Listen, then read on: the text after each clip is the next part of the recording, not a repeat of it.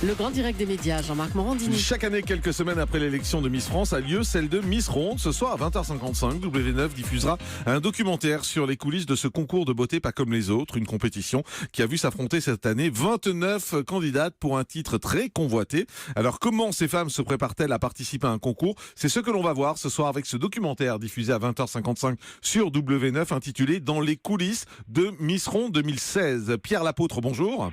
Bonjour Jean-Marc. Merci d'être en direct avec nous sur Europe 1. Vous êtes le producteur de ce documentaire. D'abord, c'est vrai que ça surprend toujours d'avoir finalement un concours rare pour les femmes rondes. Est-ce que c'est pas aussi une façon de les mettre à part ?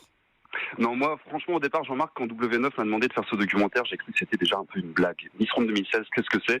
Et puis, en le préparant avec Morgane Vade, la réalisatrice, on s'est rendu compte que c'est un concours très sérieux qui permet à des femmes qui n'ont pas le droit de s'inscrire à Miss France, qui ne rentrent pas dans les codes habituels de Miss France, de malgré tout vivre leur rêve de princesse, de porter une couronne, une écharpe sur la tête. Et finalement, c'est quelque chose de très très beau. Vous verrez ce soir sur W9. Est-ce qu'il y a un minimum de poids pour s'inscrire à ce concours? C'est-à-dire à l'inverse de Miss France où là, il y a un maximum par rapport à la taille. Est-ce que là, il y a un minimum? Alors il y a un minimum, c'est de peser 6 kilos de plus que sa taille. Alors il y a des candidates qui font vraiment tous les poids, il y en a qui font 75 kilos, d'autres qui font plus de 100 kilos, c'est très varié. Et qu'est-ce qu'elles espèrent en s'inscrivant à ce concours? C'est un petit peu ce que je vous disais tout à l'heure, c'est que ces femmes, ce sont des femmes qui ont vécu toute leur vie avec énormément de complexes et qui un jour ont décidé de dire stop. Elles ont décidé de s'assumer.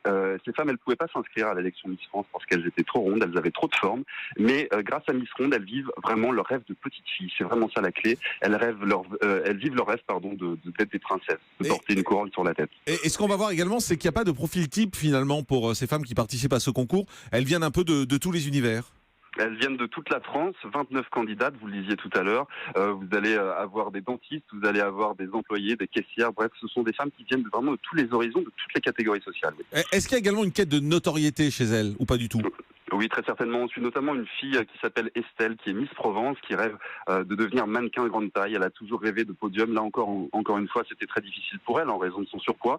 Ce sont des femmes effectivement qui cherchent à être dans la lumière. C'est ce qu'on verra ce soir dans ce documentaire. C'est diffusé à 20h55 sur W9. Merci Pierre Lapôtre d'avoir été avec nous. Vous êtes producteur de ce doc qui s'appelle Dans les coulisses de Miss Ronde 2016. Ce soir, 20h55.